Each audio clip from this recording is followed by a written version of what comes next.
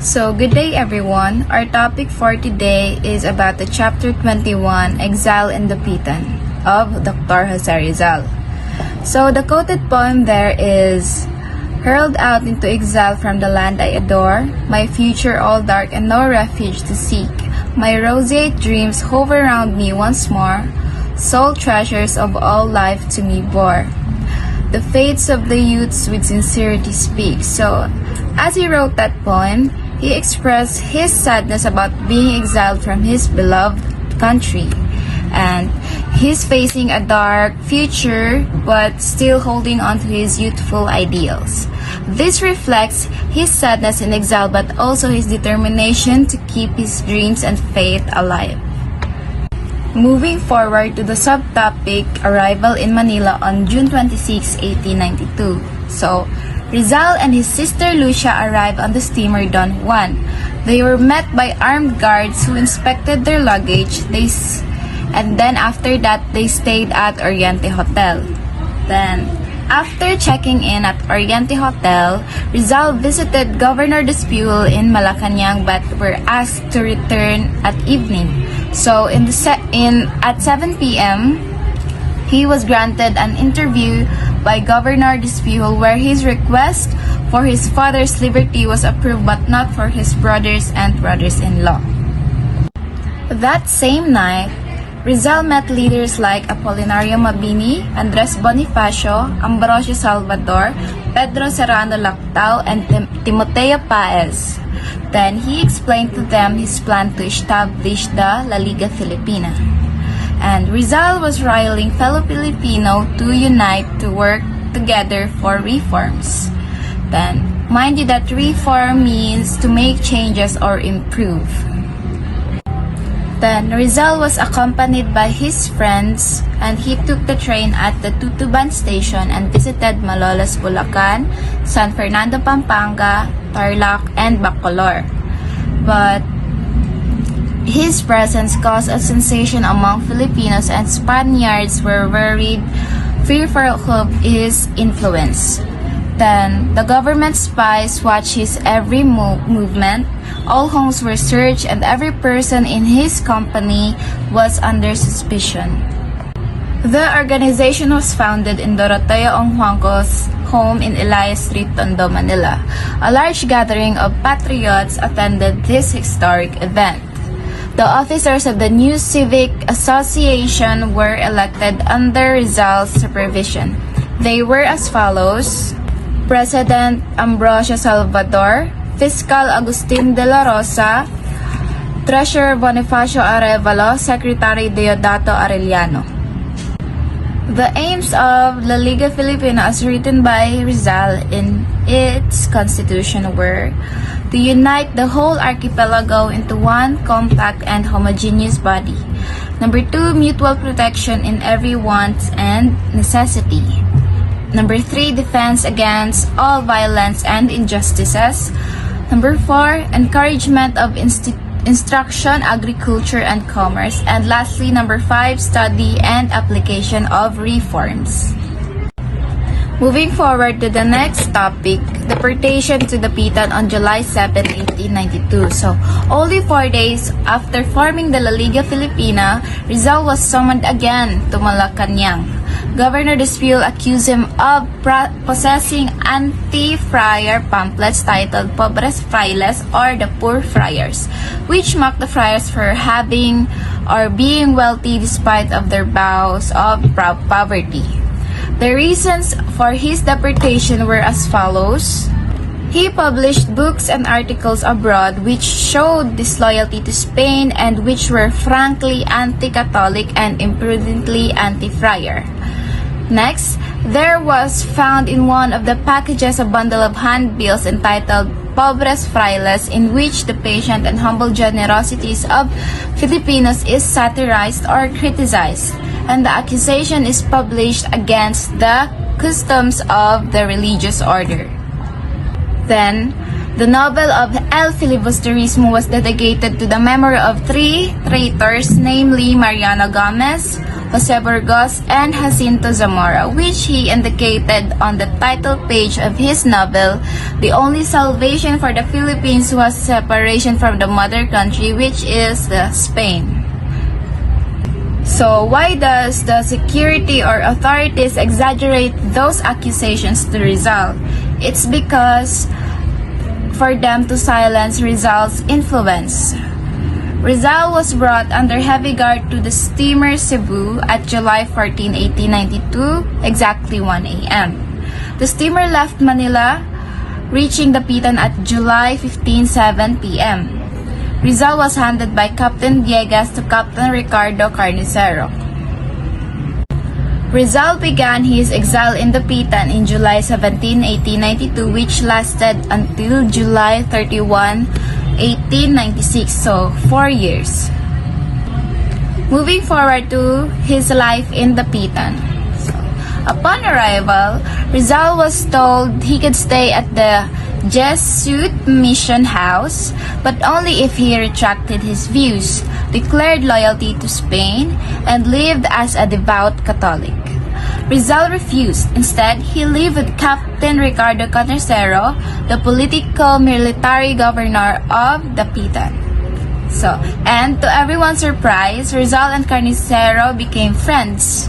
Carnicero treated him kindly, allowing him freedom to move around town. When Captain Juan Sitges replaced Carnicero, he was strict at first, but they later grew respect to Rizal as well. The next subtopic is the debate on Father Pastel's on religion. So, while in Dapitan, Rizal also engaged in a scholarly debate with Jesuit priest Father Pablo Pastels. Rizal argued that human reason and judgment are God's gift and they must be used. Then, religions may differ but all can lead to truth. Lastly, friars abused religion, turning it into a weapon of power. So, Pastels countered that faith is above reason and that humans, being limited, need divine guidance. And the exchanging of letters may be read in 4 letters written by Rizal as follows: September 1, 1892, November 11, 1892, January 9, 1893, and April 4, 1893. For Father Pastels, his letters were sent on October 12, 1892, December 8, 1892, February 2, 1893, and April, no exact date, 1893. So their debate ended without an agreement. So despite of being an exile, Rizal was incredibly productive. He built his own house by the seashore, another house for students, and a small hospital for patients. Then, he practiced medicine and treated both rich and poor. Next, he opened a school for boys focusing on practical education. He beautified the town plaza and developed a water system. He engaged in farming, business, and even scientific research. He maintained correspondence with European scholars. Though these efforts Rizal transformed his exile into a time of service and achievement. To conclude, Rizal's exile in Dapitan began with pain and uncertainty, as his opening poem expressed. Yet, instead of giving in to despair, he transformed those 4 years into one of the most fruitful, peaceful, and inspiring periods of his life. Even in exile, Rizal lives as a doctor, teacher, scientist, and community leader.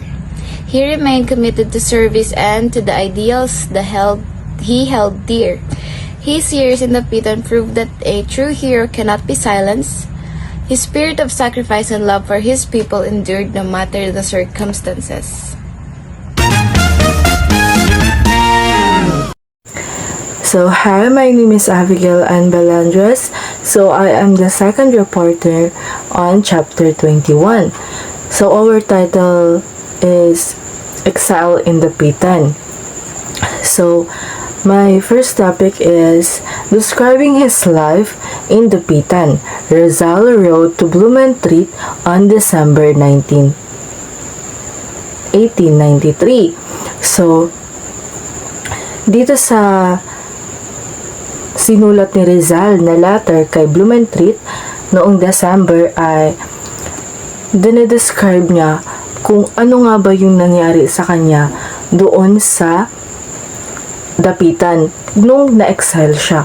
So, nag-wrote siya ng letter kay Blumentritt at kinuwento niya yung life niya doon sa dapitan. So, sino nga ba si Blumentritt? So, si Blumentritt ay friend niya sa Bohemia. So, pinapadala ni Rizal yung letter kay Blumentritt sa Bohemia. As physician in Dapitan, Doña Teodora and Maria live with Rizal for a year and a half. It is here when Rizal operated his mother's right eye.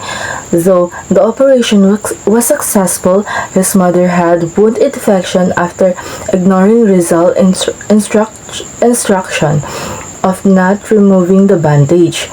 However, the infection was immediately treated. So, nung nandoon siya sa dapitan, magkakasama sila ng kanyang sister and ng kanyang mother. So, itong time na ito ay doon niya gitreat or ginamot yung mata ng mother niya. So, bakit nga ba? Kasi, yung mata ng mother niya is hindi nakakakita, which is merong katarak na yun na nga, ginamot or gitreat ni Rizal yung eye ng mother niya at naging successful naman yung paggamot doon. Pero medyo naging conflict lang dahil hindi niya sinunod yung instruction ni Rizal. Then,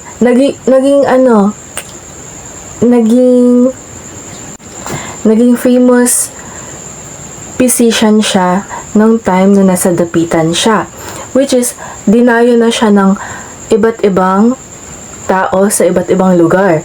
So, he had many patients came from Luzon, Bohol, Cebu, Panay, Negros, and Mindanao, and even from Hong Kong.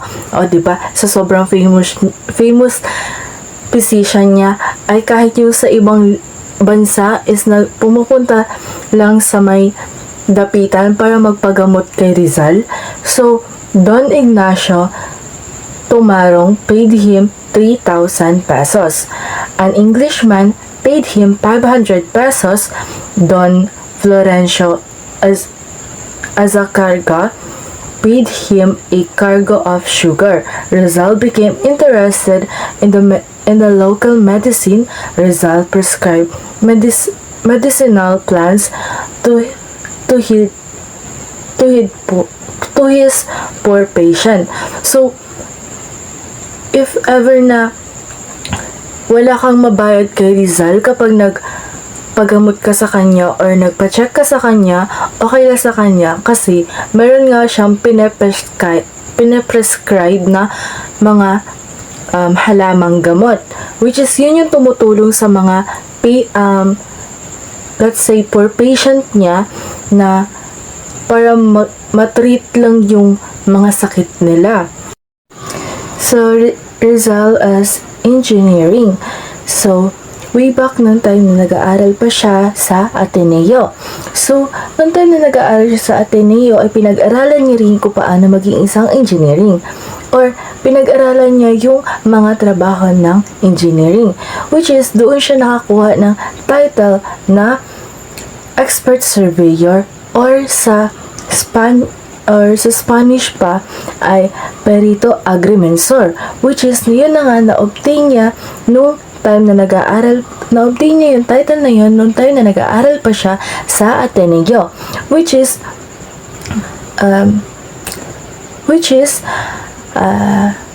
dinala niya sa dapitan yung title niya na yun at na-apply niya nga sa dapitan kung paano maging isang engineering. At noong time na na-apply niya na maging isang engineering ay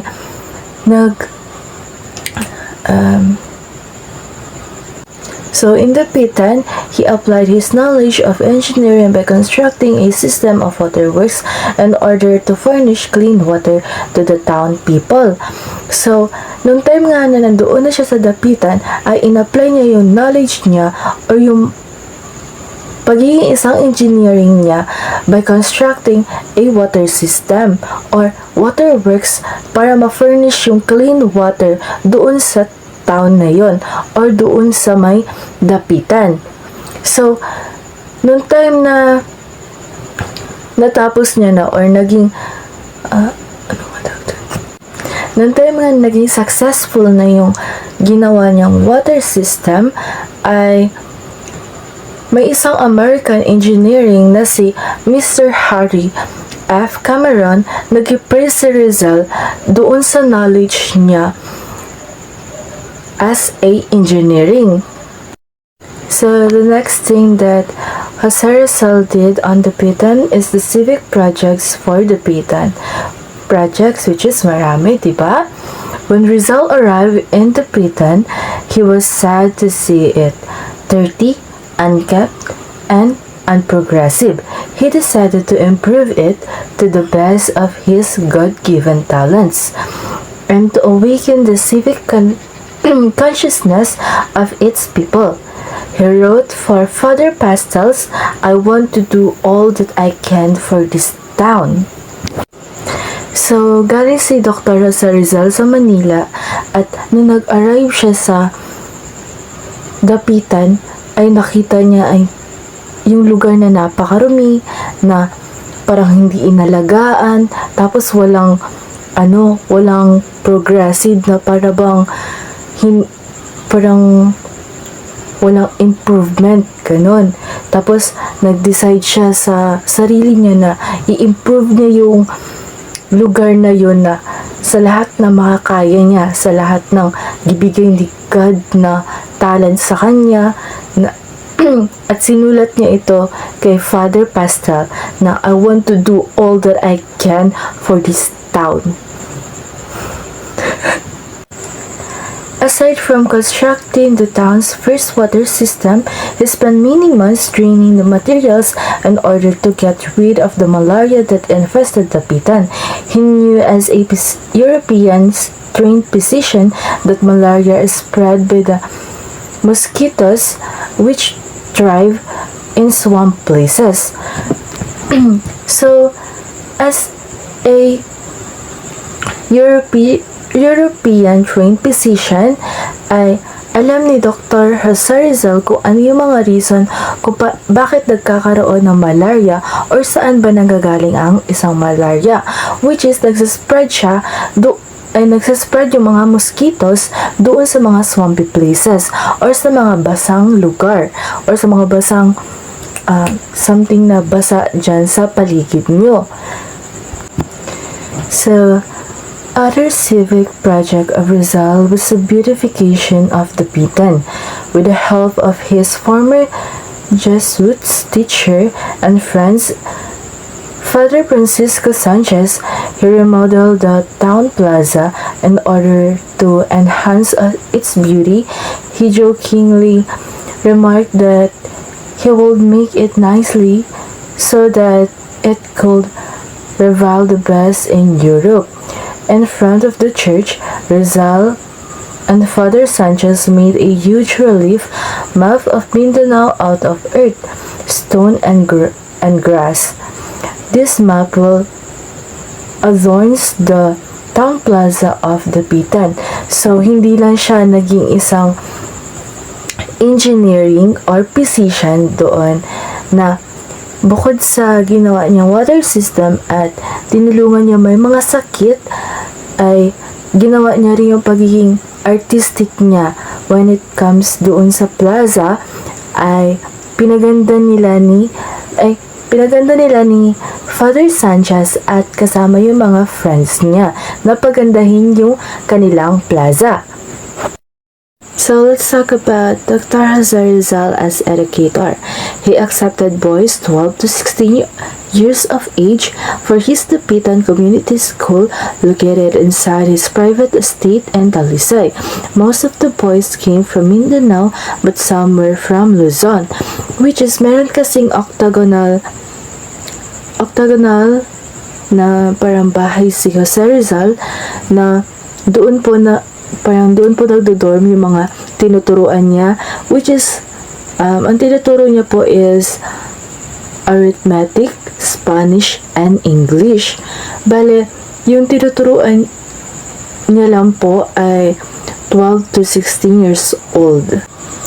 So, yung mga tinuturuan niya po na 12 to 16 years old ay karamihan po ay galing sa Mindanao and sa Luzon. Kaya po sila nagdo-dorm doon sa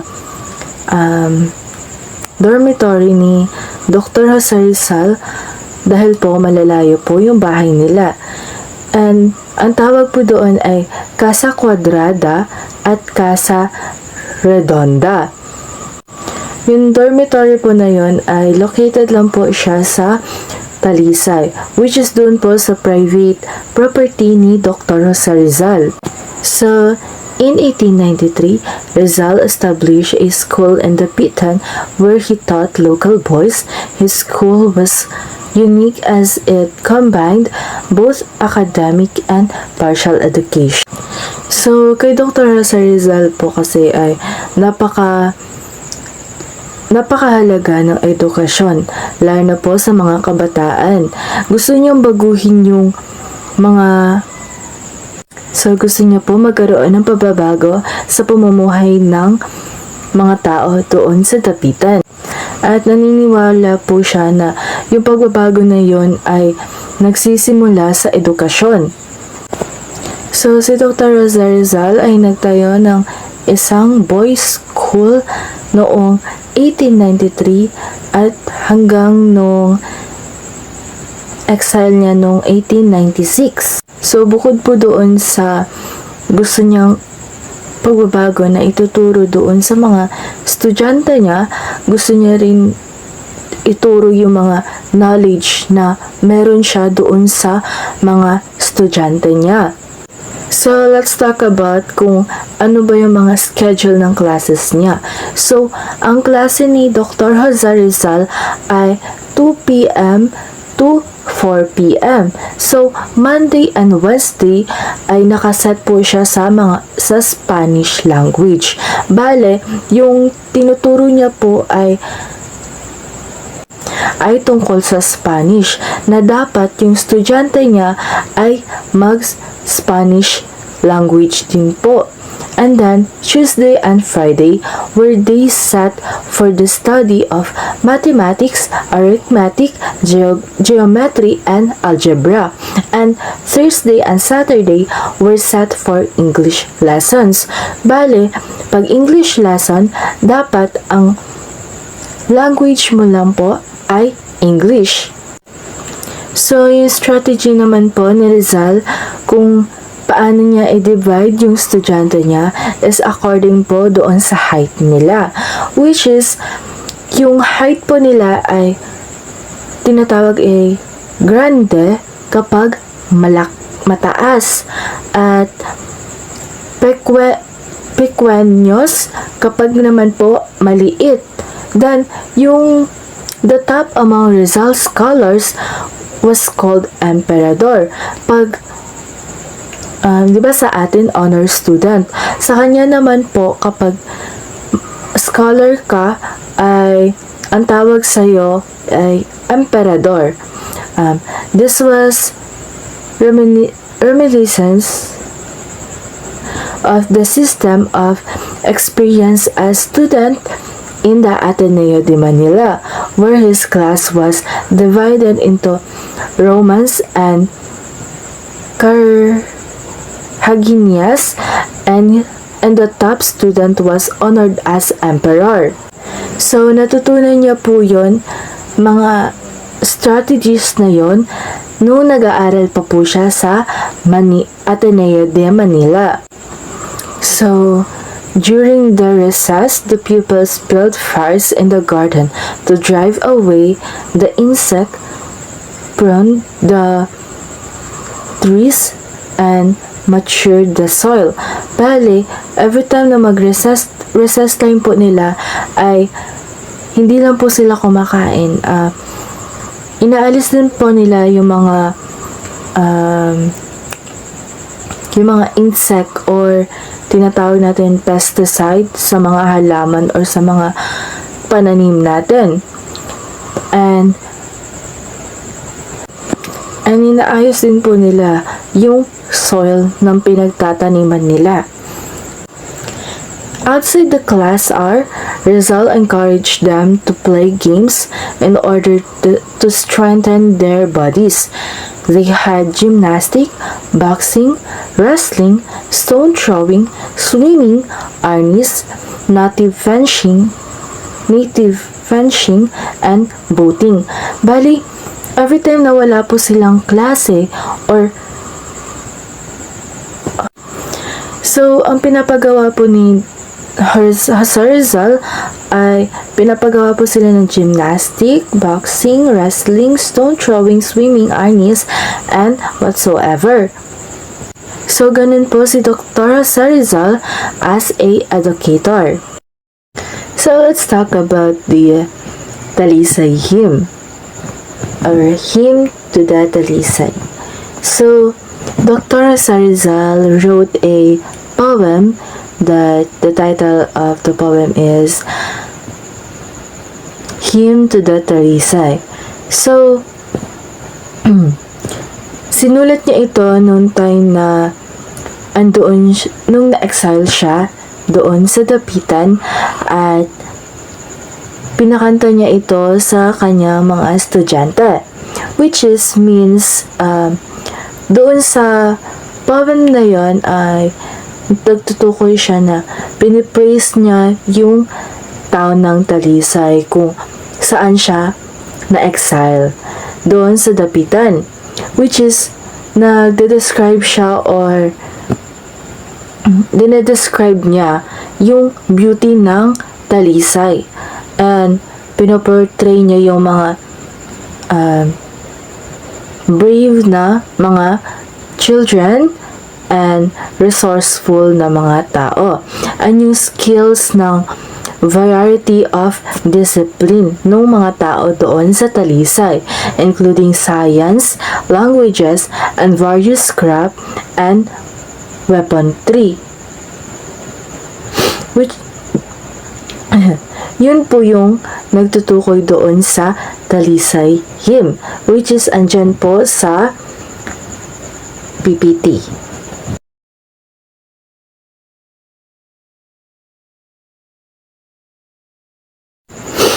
So, let's talk about contribution to science.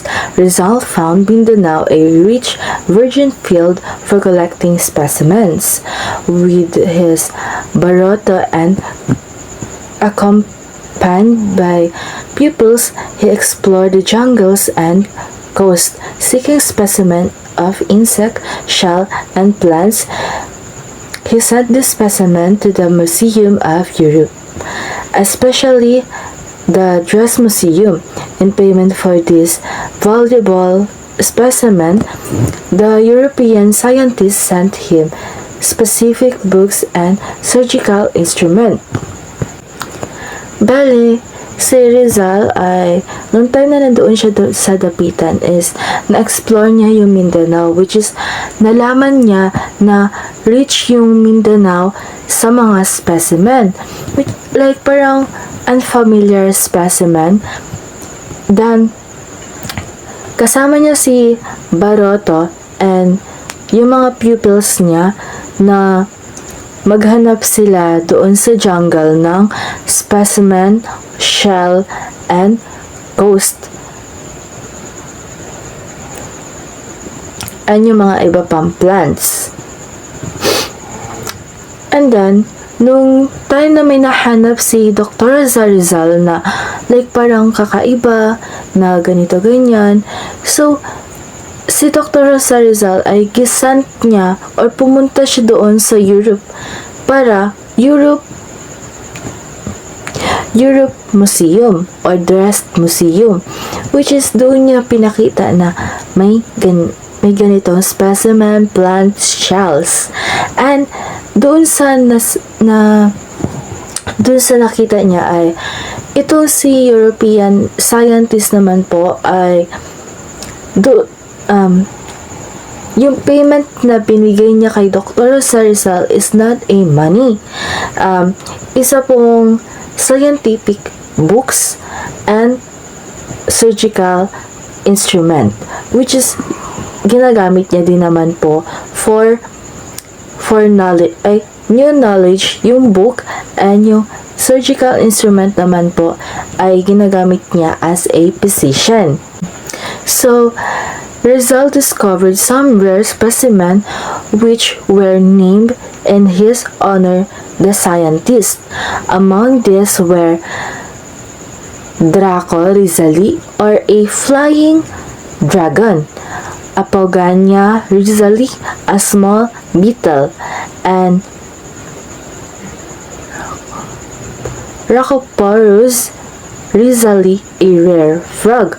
Bali, ang nahanap niyo po ng mga rare specimen ay a flying dragon, a small beetle, and a rare frog. Dahil po sa mga na-discover niya ay dumagdag po or nag-conduct si Dr. Jose Rizal ng anthropological and ethnographical, archaeological, geological, and geographical studies para ma-revalue yung mga voluminous correspondence with his scientist friend in Europe. There was no limit to his scientific versatility. So let's talk about linguistic studies. A born linguist, Rizal continued his studies of language in the Pitan. He wrote a Tagalog grammar, made a comparative studies of the Visayan and Malayan languages, and studied Visayan or Cebuano and Subanon languages. So, nung time na nasa Dapitan siya or nung time na na-excel siya doon sa Dapitan, ay hindi lang siya nag-stop na mag-aral ng bagong language.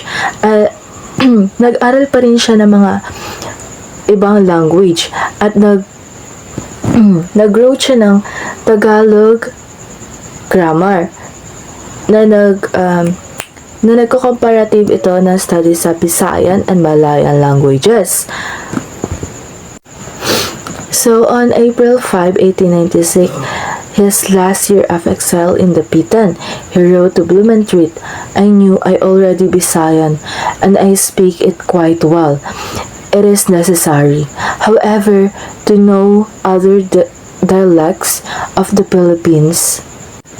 By this time, Rizal could rank with the world's great linguistics. He knew 22 languages as follows. So, noong April 5, 1896, ay ito na yung last year niya doon sa Dapitan, which is ito na yung last year na nag-excel siya doon sa Dapitan. At nag-wrote siya or sumulat siya ulit kay Blumentritt na, "I knew I already Visayan and I speak it quite well. It is necessary, however, to know other dialect of the Philippines." Syempre, di ba, if ever na nasa ibang lugar ka ay makaka-adapt ka ng ibang languages. Syempre, kasi paano mo malalaman na ano yung sinasabi nila sa iyo kung hindi mo matututunan o hindi mo pag-aaralan yung ibang dialect or ibang language dito sa Philippines. Bale, nung time na andoon na siya, yung buong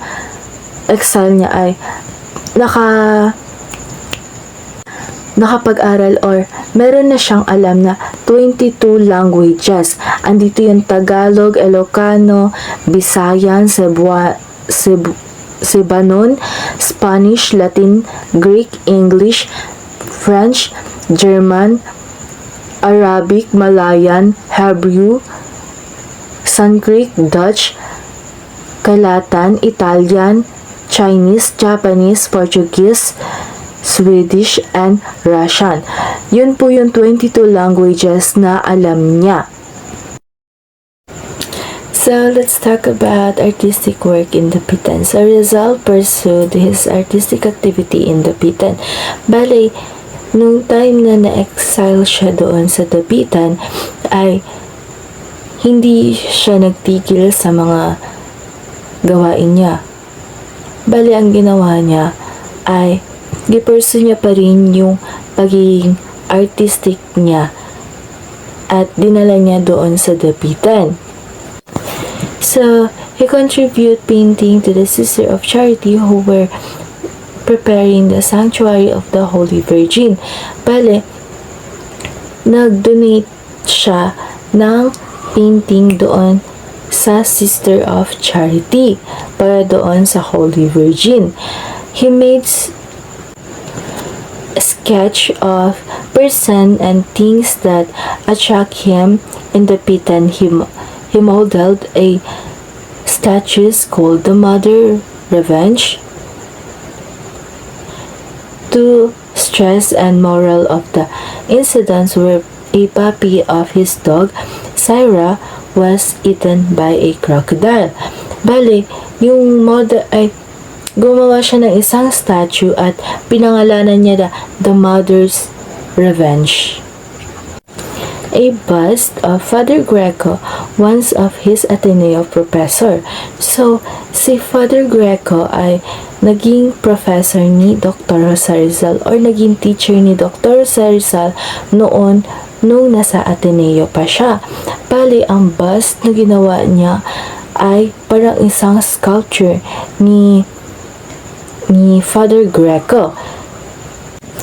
He constructed a statue of girl called the Dapitan Girl, a wood carving of Josephine Bracken. So, gumawa rin si Dr. Jose Rizal ng statue ng girl na tinatawag niya itong the Dapitan Girl, which is so wood carving or sculpture siya pero made in wood. And itong girl na tinutukoy ni Dr. Jose Rizal ay si Josephine Bracken. Who is Josephine Bracken? So, Josephine Bracken is Dr. Jose Rizal's wife. So, he made a bust of St. Paul for Father Pastel. So, gumawa rin si Dr. Jose Rizal ng bust na si St. Paul para kay Father Pastel at binigay niya ito kay Father Pastel. So, Dr. Jose Rizal as a farmer. So, in Dapitan, Rizal devoted much of his time to agriculture. Bale, nung time na nandoon si Dr. Jose Rizal sa Dapitan ay nilaan niya lahat ng time niya or karamihan sa oras niya sa agriculture, which is sa farming. He bought 16 hectares of land in Talisay where he built his home, school, and hospital and planted cacao, coffee, sugarcane, coconut, and fruit trees. Bale, nung time na nasa Dapitan siya ay bumili siya ng 16 hectares ng Talisay land. Bale, doon siya nag-build or nagtayo ng bahay, school, at ng hospital. And meron din siya doong farm, which is ang naka-plant or nakatanim doon sa farm na yon ay cacao, coffee, sugarcane, coconut, and fruit trees. And Rizal acquired total holding of 70 hectares where 6,000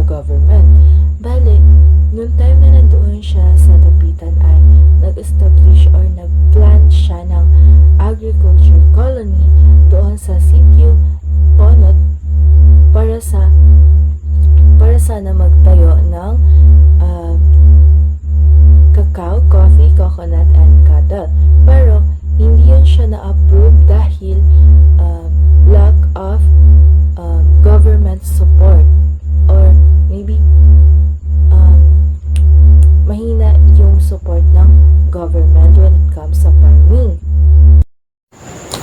So, Rizal as businessman. Rizal engaged in business and partnership with Ramon Carrion, independent merchant. He made portable businesses, venture in fishing, copra, and hemp industries. Bale, pagkatapos ng farming, syempre dito tayo sa business. Pag meron kang farm, di ba, is magkakaroon ka ng business. So, nung time na si Rizal ay nakapag-isip-isip na mag-farming siya, ay nag-isip na rin siya na magkakaroon siya ng isang business at nag-engage siya or nagkaroon sila ng partnership ni Ramon Carrion nung nandoon sa Dapitan Merchant, which is he made a lot of profit doon sa business na yun, which is meron silang business ni Ramon ng fishing, copra, and hemp industry. So, sa copra ay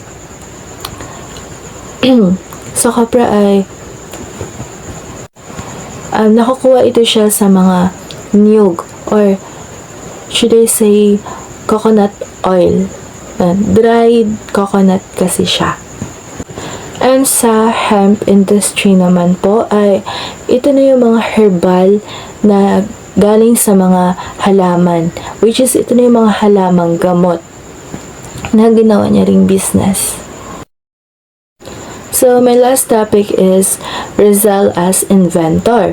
In 1887, while practicing medicine in Calamba, he invented a cigarette lighter which he sent as a gift to Blumentritt.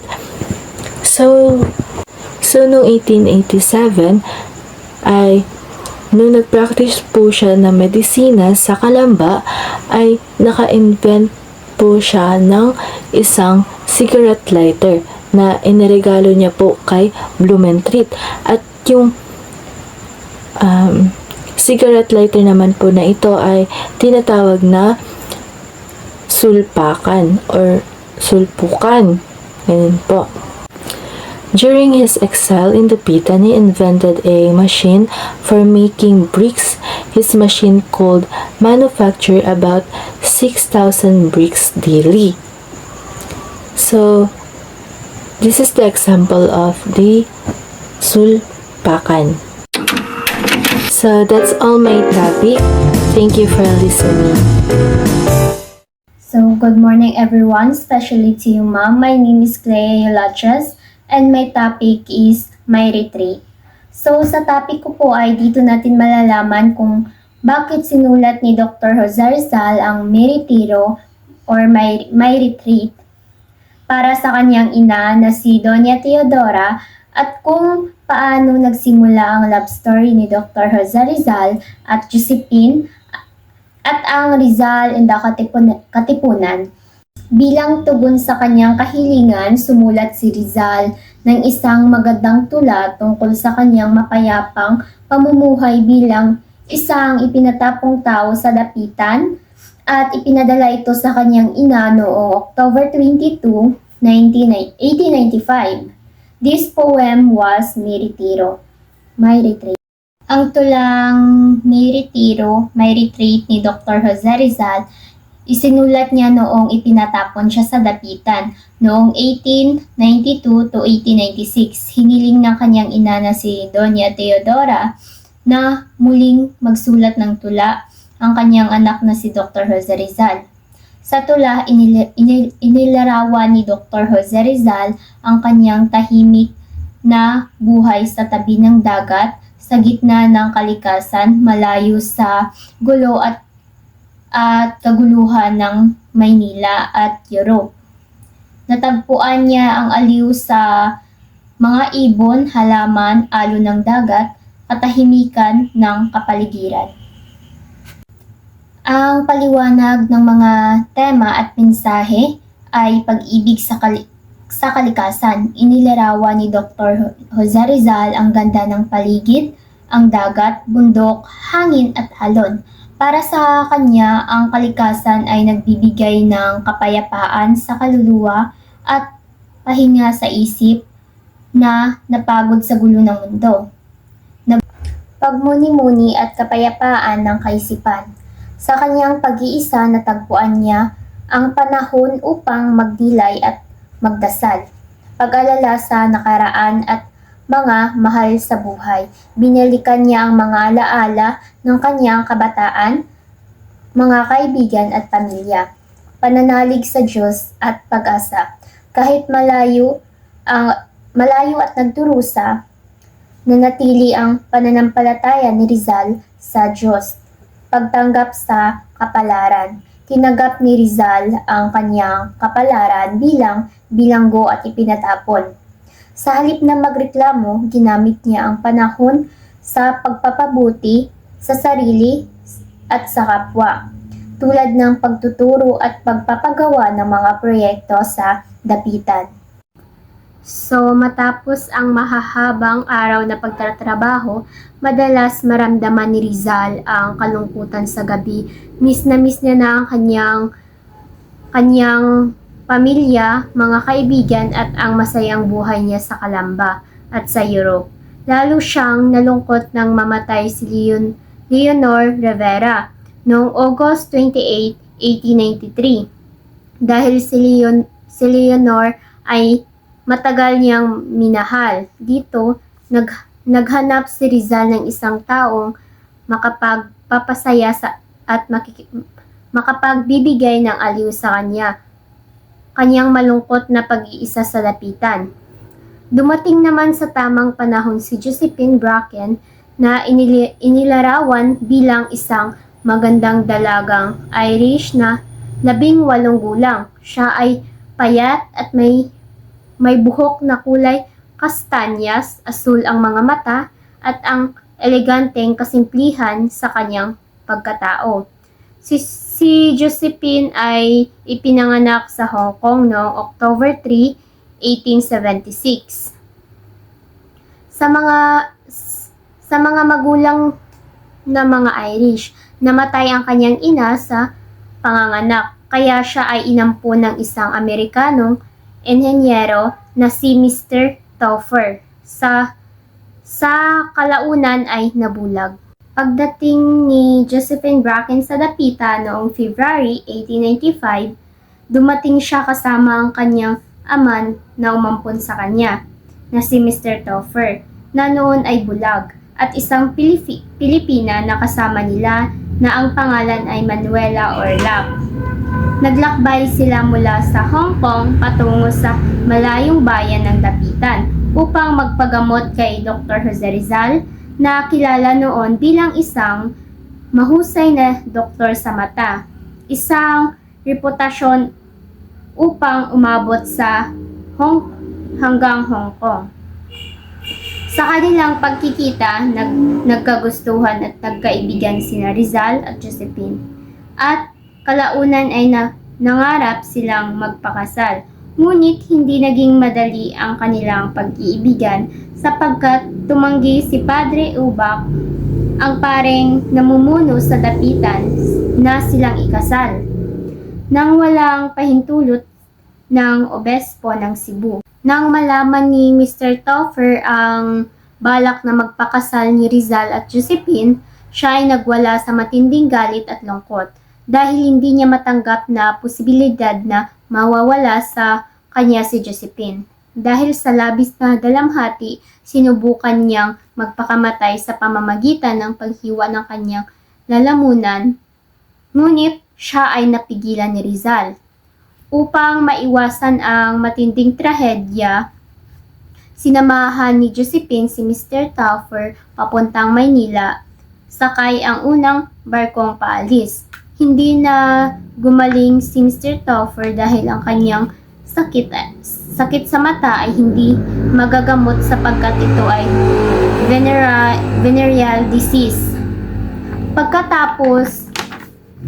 Pagkatapos nito, bumalik si Mr. Topher sa Hong Kong mag-isa habang nanatili si Josephine sa Maynila kasama ang pamilya ni Rizal.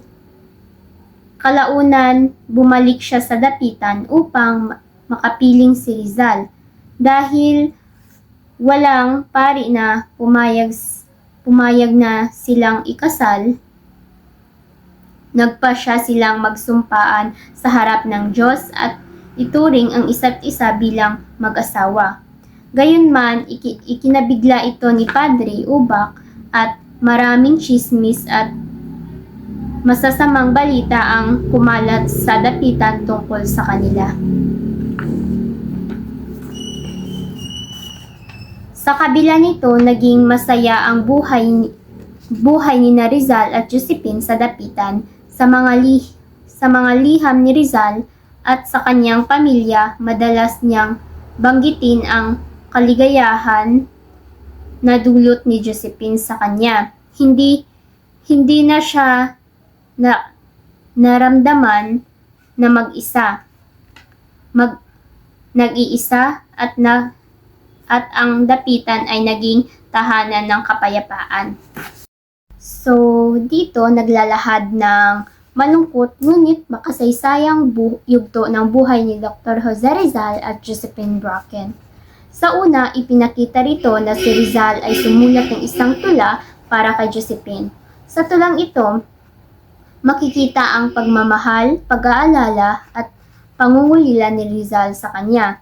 Itinuring niya si Josephine bilang isang ibon na nawawala ngunit patuloy niyang hinihintay, simbolo ng kanyang malalim na damdamin at pag-ibig sa kabila ng distansya at mga pagsubok. Sa mga unang buwan ng taon 1896, labis ang kasayahan ni Rizal dahil inaasahan niyang magkakaanak na sila ni Josephine. Ngunit sa kasamaang palad, nagbiro si Rizal na labis na ikinagulat ni Josephine, dahilan upang maaga siyang magkaanak sa isang 8 buwang sanggol na lalaki. Ang bata ay nabuhay lamang ng 3 oras. Pinangalanan nila itong Francisco bilang alaala sa ama ni Rizal at inilibing ito sa dapitan. Ang pangyayaring ito ay nagdulot ng matinding dalamhati kay Rizal. Habang nagdadalamhati si Rizal sa pagkamatay ng kanyang anak, unti-unting lumaganap naman ang kilusang katipunan na pinamunuan ni Andres Bonifacio na naglayong maghimagsik laban sa mga Espanyol para sa kalayaan ng Pilipinas. Noong May 2, 1896, sa isang liham na pagpupulong sa katipunan sa Batikang Manok sa Pasig, itinatag ni Dr. Pio Valenzuela upang pumunta sa dapitan at ipaalam kay Rizal ang plano rebolusyon. Pagdalaw ni Dr. Pio Valenzuela kay Dr. Jose Rizal sa dapitan noong June 21, 1896 upang ipaalam sa kanya ang plano ng katipunan na maglunsad ng rebolusyon laban sa mga Espanyol. Noong June 15, 1896, umalis si Dr. Valenzuela mula sa Maynila sakay ng barkong Venus upang hindi mabunyag ang kanyang tunay na misyon. Kunwari siya ay magpapatingin sa dapitan kasama ang isang bulag na lalaki na ang nangangalang Raimundo Mata at isang gabayan. Ang totoong layunin niya ay humingi ng payo at suporta ni Rizal para sa nalalapit na revolusyon na katipunan. Pagdating ni Dr. Valenzuela sa dapitan, magiliw siyang tinanggap ni Dr. Jose Rizal. Habang sila ay naghahapunan sa hardin, nag-uusap silang dalawa ng masinsinan tungkol sa plano ng katipunan at sa pangangailangan ng tulong ni Rizal. Gayunman,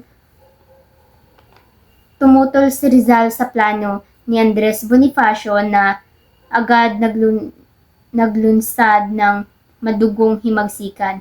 Ayon kay Rizal, hindi pa handa ang mga Pilipino sa ganitong hakbang dahil sa dalawang dahilan. Unang dahilan ni Rizal ay hindi pa handa ang mamamayan, kulang pa sila sa kaalaman, pagkakaisa at disiplina para sa isang matagumpay na revolusyon. Pangalawa, kulang pa sa armas at pondo. Kailangan munang makalikom ng sapat na kagamitan bago mag-alsa laban sa Espanyol. Bukod dito, hindi rin sumang-ayon si Rizal na plano ng Katipunan na iligtas siya mula sa dapitan sapagkat nangako siya sa mga otoridad ng Espanya na hindi siya tatakas. Para kay Rizal, ang dangal at salita ng isang tao ay mahalaga. Mas pinili niyang tuparin ang kanyang pangako kaysa suwayin ito kahit para sa kanyang kalayaan. Bago pa man siya lapitan ng Katipunan, nagpasya si Rizal na magboluntaryo bilang doktor sa Cuba, na noon ay nasasangkot din sa revolusyon at labis na nangangailangan ng mga manggagamot upang gamutin ang mga sundalong Espanyol at mga mamamayan ng Cubano. Ang ideyang ito ay iminungkahi ng kanyang kaibigan na si Professor Ferdinand Blumentritt na nagsasabi sa kanyang tungkol sa malubhang kalagayan ng kalusugan sa bansang iyon. Kaya noong December 17, 1895, sumulat si Rizal kay Gobernador General Ramon Blanco upang ialok ang kanyang serbisyo bilang doktor militar sa Cuba. Lumipas ang ilang buwan, ngunit walang natanggap na tugon si Rizal mula sa pamamahalaan ng Espanya o Malacanang. Dahil dito, nawalan siya ng pag-asa na mapagtitibay ang kanyang alok na tulong. Ngunit nang hindi niya inaasahan, dumating ang isang liham mula kay Gobernador Blanco noong June 1, 1896 na nagsasaad ng pagtatanggap ng kanyang alok. Natanggap ni Rizal ang liham noong June 30, 1896 at sinabi nito na bibigyan siya ng permisyon upang makapunta siya sa Maynila kung saan bibigyan siya ng ligtas na paglalakbay patungong Espanya. Pagdating niya roon, itatalaga siya ng Minister of the War Army of Operations sa Cuba bilang bahagi ng Medical Corps. Matapos tanggapin ni Rizal ang balita mula sa Malacanang na tinatanggap ang kanyang alok bilang doktor militar sa Cuba, labis ang kanyang kagalakan. Sa wakas, muli siyang magiging malaya, makakapaglakbay na muli patungong Europa at pagkatapos ay sa Cuba. Dahil sa saya ng kanyang bagong pag-asa, isinulat niya ang tulang ito na nagpapakita ng kanyang malalim na damdamin bilang isang taong malaya sa sariling bayan. Ang tulang The Song of the Traveler, inihalin tulad ni Rizal ang sarili niya sa isang dahong naglayag at tinangay ng hangin, simbolo ng kanyang pagiging palaboy at paglayo sa sariling bansa. Ang tula ay nagpapakita ng kalungkutan, pangungulila at paghahanap ng kapayapaan ng isang taong patuloy na naglakbay ngunit walang tiyak na tahanan. Ipinahayag din ni Rizal dito ang kanyang pagmamahal sa pamilya at sa bayan habang naglalakbay siya sa malalayong lugar.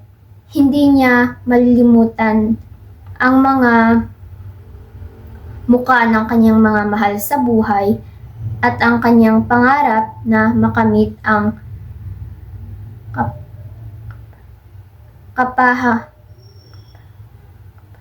kapahingaan at kapayapaan.